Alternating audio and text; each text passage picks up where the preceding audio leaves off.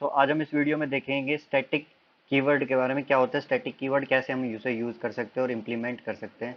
So basically static keyword को use करने के लिए हम स्टैटिक कीवर्ड ही यूज़ करेंगे, स्टैटिक लिखेंगे। नाउ सो स्टैटिक कीवर्ड होता क्या है, जैसे कि स्टैटिक जो है जावा में, जावा स्टैटिक जो है शेयर करता है सारे कॉमन ऑब्जेक्ट्स को, जो शेयर करता है प्रॉपर्टीज सारे ऑब्जेक्ट्स को, और ये है एक मेमोरी एफिशिएंट।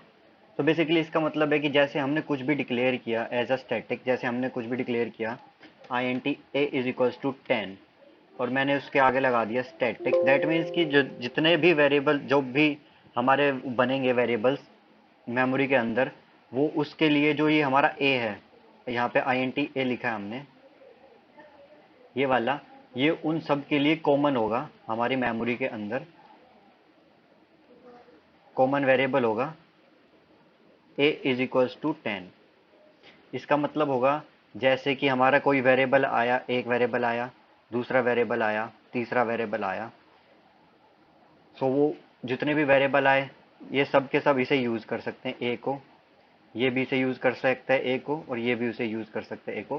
तो ये मेमोरी एफिशिएंट कैसे है कि जब जब भी ये क्रिएट किया जाएगा एज अ स्टैटिक, हम इस पर स्टैटिक लिखेंगे और क्रिएट किया जाएगा, तो मेमोरी में ए इज इक्वल्स टू 10 नाम का स्टैटिक वेरिएबल सिर्फ एक बार ही क्रिएट होगा, कोई दोबारा क्रिएट नहीं होगा ये। सो इसे इम्प्लीमेंट कैसे करेंगे, सो देख लेते हैं। यहाँ पे वी एस कोड में हम फाइल बना लेंगे, न्यू स्टैटिक कीवर्ड डॉट जावा नेम से, फटाफट से इसका फंक्शन बना लेते हैं हमारा मेन।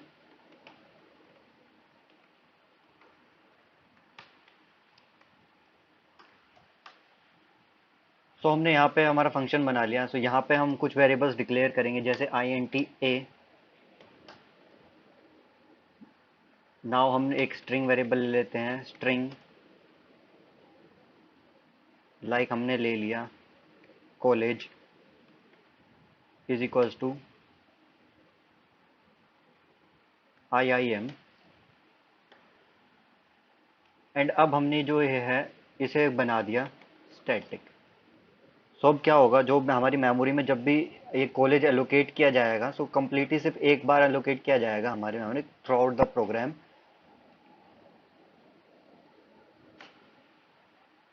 सो अब इसे हम यूज कर लेंगे।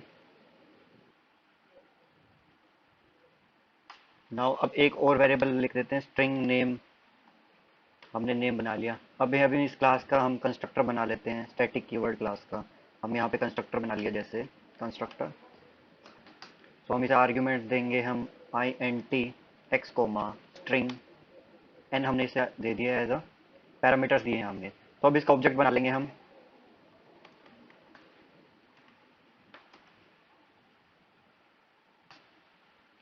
तो अब हमने दो पैरामीटर्स दिए हैं, हम इससे असाइन करेंगे। पहला है इंटीजर, इंटीजर दे दिया हमने 100,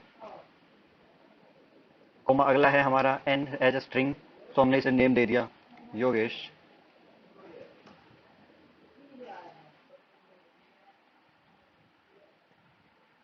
नाउ हम अब इससे असाइन करेंगे values, a is equals to x and name is equals to n. अब इसमें हम एक हमारा फंक्शन बना लेते हैं, पब्लिक वॉइड डिस्प्ले,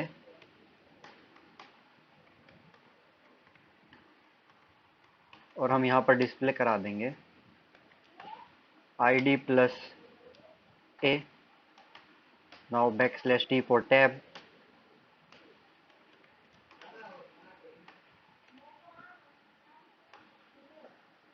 देन अब यहाँ पर इसे कॉल करा देते हैं obj डॉट डिस्प्ले।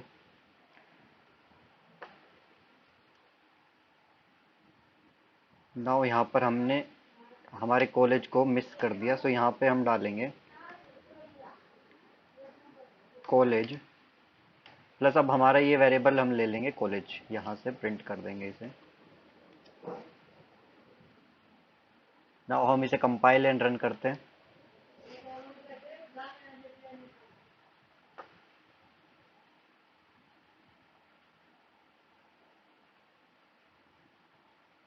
तो यहाँ पे आ गया हमारा I D 100, name Yogesh and college I I M. अब जो भी कॉलेज है हमारा आई आई एम, इसे जो है मेमोरी, हमारी जितनी भी मेमोरी एलोकेट हुई है हमारे पूरे कंप्लीट प्रोग्राम में, उसमें सिर्फ उसे एक टाइम मेमोरी एलोकेट हुई है। जैसे हम यहाँ पर कोई और वेरिएबल डालेंगे या कोई और ऑब्जेक्ट बनाएंगे और ऐसे ही से कॉपी कर देंगे, यहाँ पे वैल्यूज को देंगे हम उसे ऑब्जेक्ट दूसरा बनाकर। सो इससे इस पर इफेक्ट नहीं पड़ेगा। इसने जितनी मेमोरी घेरनी थी स्ट्रिंग की, एक दो तीन, 3 बाइट्स इसने ऑक्यूपाई कर ली, सो 3 बाइट ही रहेगी थ्रू आउट द मेमोरी। सो ये था स्टैटिक कीवर्ड का यूज